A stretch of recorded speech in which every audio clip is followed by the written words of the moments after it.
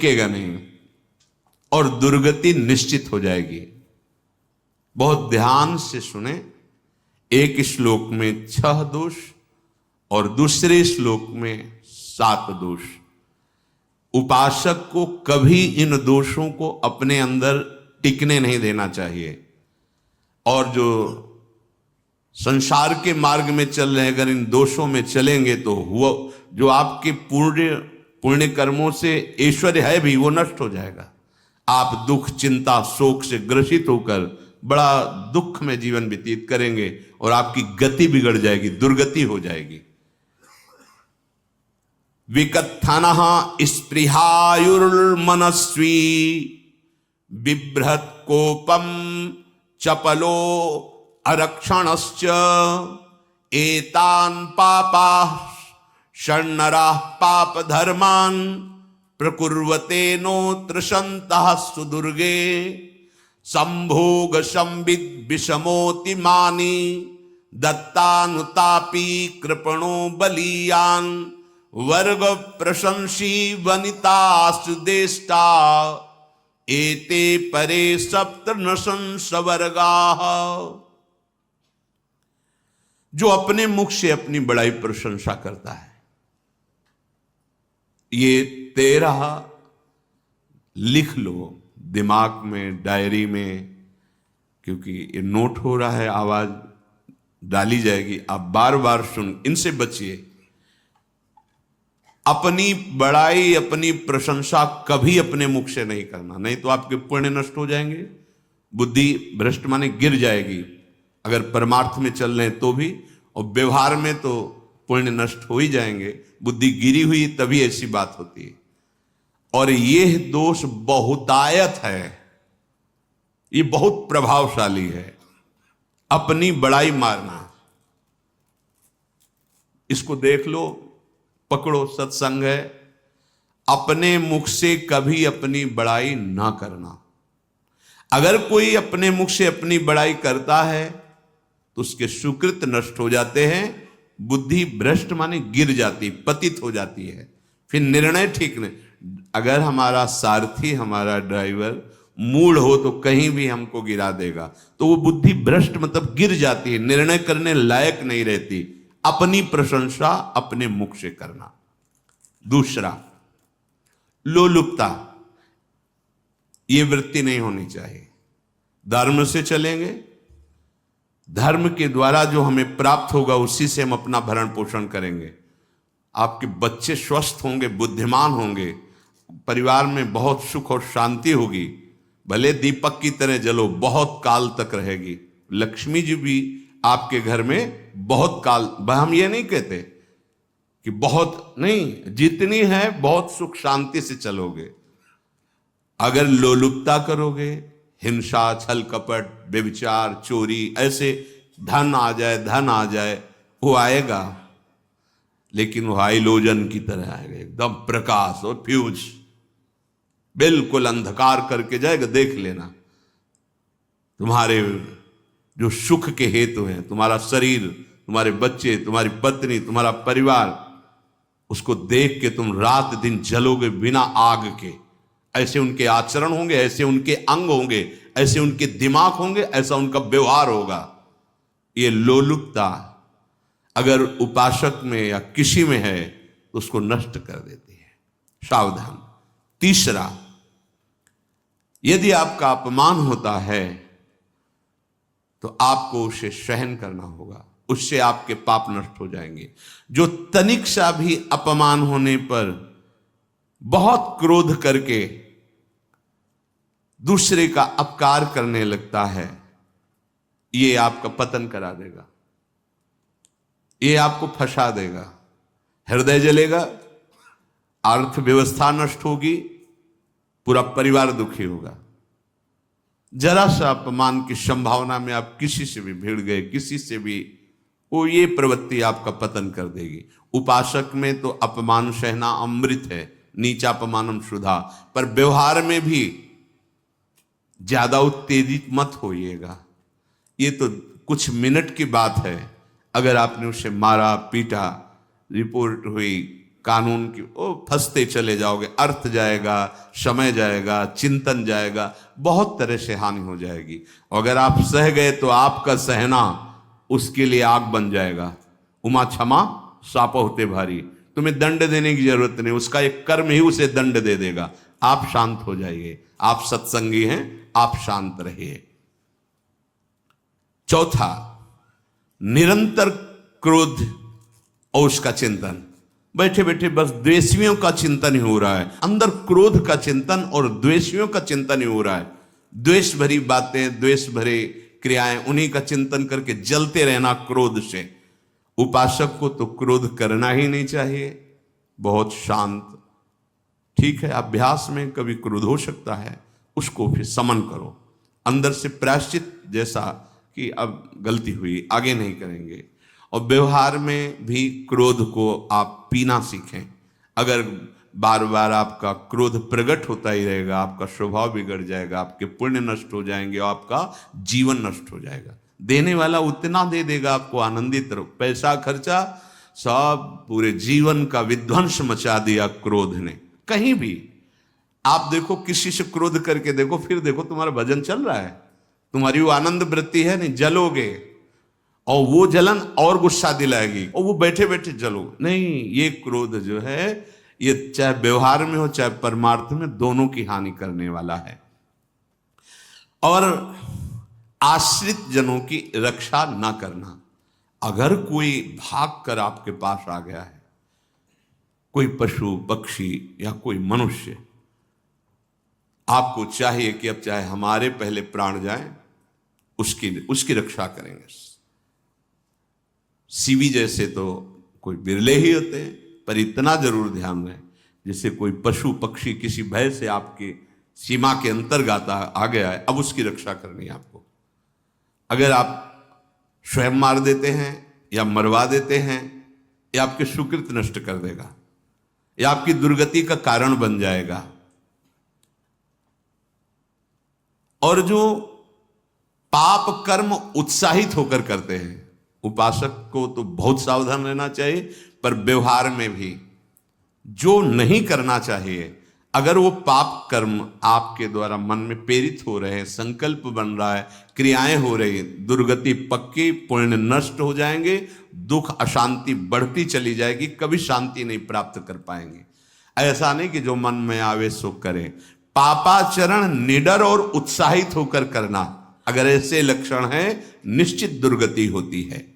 ये 6, अपनी बहुत बड़ाई करने वाला अपने मुख से, लोलुपता, तनिक से अपमान में सहन ना करने वाला, निरंतर क्रोधी और आश्रित जनों की रक्षा न करने वाला, और निडर हर्षित होकर पाप कर्म करने वाला। दूसरे श्लोक में 7 है, 6 7 हो। 1, संभोग का ही चिंतन करना, संभोग में ही मन लगाना, संभोग दूसरी स्त्रियों के साथ करने की भावना रखना। संभोग पहला है, संभोग। रात दिन बैठे बैठे बस यही चिंतन करना, गंदी बातों का, गंदी बातें देखना, गंदी बातें सुनना, गंदी बातों का चिंतन करना। फिर अन्य माताओं बहनों के प्रति काम दृष्टि से देखना, कोई आ जा रही है तो दृष्टि से, काम भाव से देखना, भोग बुद्धि से देखना, निश्चित पुण्यनाश दुर्गति। बड़े बड़े उदाहरण इतिहास में हैं जिन्होंने ऐसा दृश्य नेत्रों से देखने की चेष्टा की, मन में संकल्प किया भोगने का, नष्ट हो गए, चाहे वो कितने बड़े प्रतापी हो। ये दुर्योधन कोई साधारण थोड़ी है, भगवान व्यास देव जी के द्वारा ही तो लो, भगवान व्यास देव जी ही इसकी उत्पत्ति का कारण है। आप देखो, इतने महान पुलस्त जी ही उत्पत्ति का कारण है रावण की। बस यही ऐसे दोष हैं जिनके कारण जीव नष्ट हो जाता है।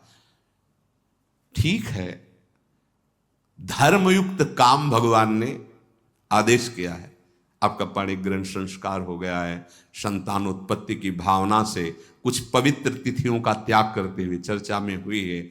एक नियम है, एक आदेश है शास्त्र का। आप बहुत काम प्रवृत्ति वाले हैं तो प्रत्येक मास में जब माताएं बहनें पवित्र हो जाती मासिक धर्म से, तो जिनका पाणिक ग्रहण आपने किया, जो पत्नी स्वरूप हैं, वो ठीक है। वहां भी बार बार के लिए, व्यभिचार प्रवृत्ति के लिए शास्त्र आदेश नहीं करता, संयम पूर्वक, और उसका चिंतन नहीं करना। पाणी ग्रहण संस्कार है, घर में विराजमान है, एक संयम एक नियम के अनुसार उसका चिंतन, चिंतन तो फिर भ्रष्ट कर देगा। चिंतन प्रभु का करना है, चिंतन प्रभु की सेवा जो आपके कर्तव्य, इसके चिंतन से बचो। घातक है, बहुत बड़ा जहर है, अगर विषय चिंतन होने लगा तो मरोगे, जिंदा जलोगे, दुर्गति भी होगी। ये अंदर की जो आग है ना, कामाग्नि, ये इतनी बढ़ती चली जाएगी, तुम्हारे होश खराब हो जाएंगे कि मुझे क्या करना चाहिए क्या नहीं करना चाहिए। कोवा मदांधो मदनातुरोमा, अंधा हो जाएगा, नहीं दिखाई देगा अनुजा तनुजा क्या है कौन है, कुछ नहीं, भ्रष्ट बुद्धि। संभोग का चिंतन, चिंतन नहीं, चिंतन नहीं। धर्मयुक्त काम आदेश है शास्त्र में। यदि आप प्रवृत्ति मार्ग में हैं तो अपनी पत्नी को जो पाणी ग्रहण स्वीकार किया है, वहां भी पवित्र तिथियों का त्याग करते हुए, एकादशी है, रामनवमी है, नव दुर्गा है, जन्माष्टमी है, राधाष्टमी, जो पवित्र तिथियों का त्याग करते हुए और ऐसे जो मर्यादाएं हैं उसके अनुसार, और कहीं पराई स्त्री के साथ संभोग की बात निश्चित निश्चित दुर्गति पक्की है। ऐसे ही माताओं के लिए है, स्त्री शरीर के लिए है। यदि वो ऐसी गलत चेष्टा तो पतिवंचक परपति रति करही, रौरव नरक कल्पसत परही। ये भोग चिंतन से बचने की चेष्टा कीजिए तो क्रिया से अपने आप बच जाएंगे। क्रिया के पहले चिंतन होता है, चिंतन से ही क्रिया का आवेश आता है। चिंतन संभालिए, इसी से भगवत प्राप्ति होती है, चिंतन से, और इसी से दुर्गति भी होती है। अनन्यस चिंतयन्तु माम, भगवान चिंतन कह रहे मेरा करो, कर्तव्य कर्म मेरे को समर्पित करो। अब जब चिंतन संभोग का होगा तो बुद्धि भ्रष्ट हो जाएगी। ये जो राक्षसी प्रवृत्तियां सुनने को मिलती है ना, कि ऐसा हुआ ऐसा हुआ, वो देखा सुना और चिंतन किए, अब इतनी राक्षसी वृत्ति आ गई कि बस अब उनमें और राक्षसों में कोई अंतर नहीं रह गया। दूसरा, विषमता रखने वाला, सबके साथ बर्ताव ऐसा कि मैं बहुत श्रेष्ठ हूं और दूसरे सब नहीं, ऐसा व्यवहार नहीं। सब भगवत स्वरूप हैं, समान व्यवहार। जैसे आपके भोजन है तो जो आप पा रहे हो वही सबको दीजिए, बैठने की व्यवस्था, उठने की व्यवस्था, क्रम बाई क्रम, पर उसको भी नीच भाव से मत देखिए। उस कोटि का उसको प्यार दीजिए, दुलार दीजिए, सम्मान दीजिए। इतनी विषमता न फैलाते रहें अपने जीवन में कि आप सबके निंदा के पात्र बन जाए। विषमता नहीं, सबको प्यार। हाँ ठीक है, पुत्र का अलग प्यार है, भाई का अलग प्यार है, पिता का अलग प्यार है, पर हमारा व्यवहार प्रीति युक्त होना चाहिए, विषमता भरा नहीं होना चाहिए। अगर हमारे चित्त में विषमता ही रही तो संसार है, प्रभु नहीं है। जीत विषम संसार कीर्ति जग बिस्तर है। जो विषमता पर विजय प्राप्त कर लेता है वही भगवत प्राप्ति का अधिकारी। ये विषमता बहुत बड़ी हानि है। तीसरी बात, अत्यंत मानी होना।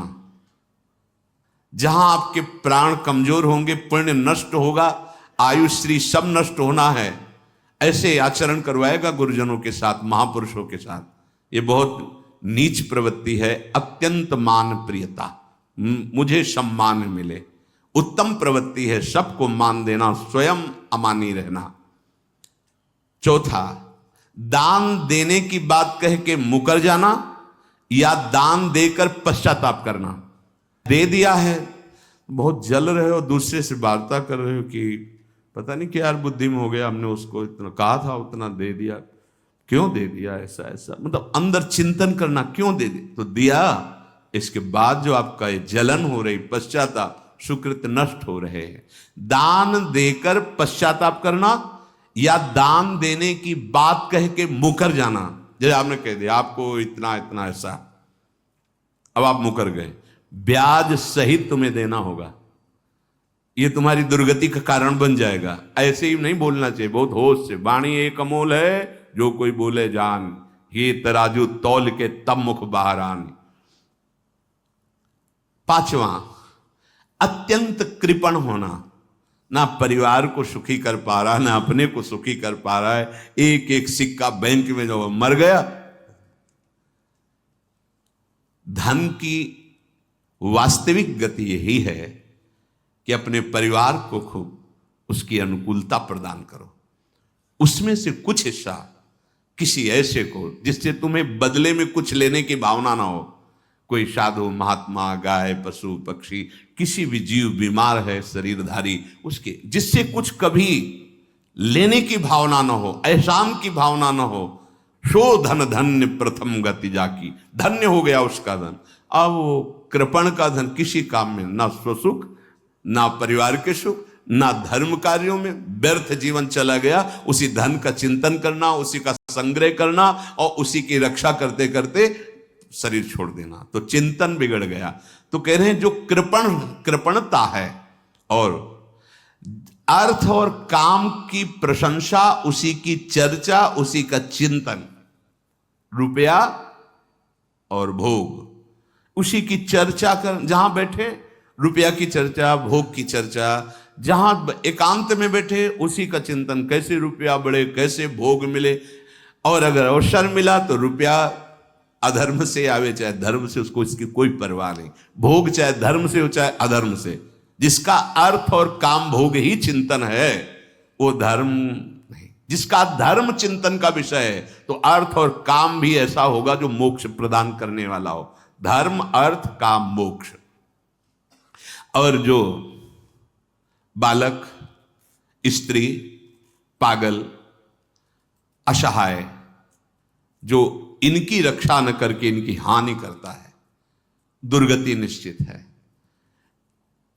माना आपकी पत्नी है, उसका स्वभाव बिगड़ा हुआ है, क्रोधी है, कटु वचन बोल, लेकिन आपके ही प्रारब्ध के लिए, माना आपका पति ऐसा स्वभाव वाला, पर आपके ही प्रारब्ध से तो संयोग बना है आकर, अब इसका निर्वाह कर ले जाओ तो पवित्र हो जाओगे दोनों। और अगर झगड़ा और लड़ाई और मारपीट और कहीं हिंसा आदि के रूप में उतर गए तो फिर और करनी बिगड़ गई। बालक है, आप उसको ज्ञान नहीं कि आप पवित्र है, क्या आप पवित्र है, उसको ज्ञान नहीं कि आप उसके साथ व्यवहार अच्छा कर रहे हैं कि बुरा कर रहे हैं। रक्षा करनी है आपको, शोषण नहीं करना। कह रहे हैं स्त्री, बालक और पागल, जैसे विक्षिप्त है, पागल है, आपको रक्षा करनी है। बन जाए तो उसको भोजन, ऐसा नहीं कि ईंट मारो, उसको अपमानित करो। उसकी बुद्धि खराब है, प्रारब्धवशात खराब हो गई है, तो शास्त्र आज्ञा करता है स्त्री, बालक, जैसे पागल, विक्षिप्त आदि हैं, असहाय है, असमर्थ है, बूढ़ा है, वो आप सेवा भी करो तो वो गाली दे सकते हैं, उनकी बुद्धि बिगड़ गई। आपको उनको दंड नहीं देना, मारना नहीं है आपको। मान लो आपके बड़े बूढ़े बुजुर्ग जन हैं, आप सेवा भी कर रहे हो तो आपको कटु वचन बोल सकते हैं, आपकी निंदा कर सकते हैं, लेकिन आपको उनके साथ व्यवहार सद करना है। अगर आपने इन दोषों को स्वीकार किया तो निश्चित आपकी दुर्गति होगी, ना इस लोक में आपको शांति मिलेगी ना परलोक में। इसलिए इन दोषों को बार बार सुन करके और हृदय में जांचो कि कहीं है तो नहीं। अगर है तो सत्संग, भजन बल, भगवत प्रार्थना के बल से इन दोषों का त्याग कर दो, जीवन मंगलमय हो जाएगा। शेष चर्चा आगे श्री आधा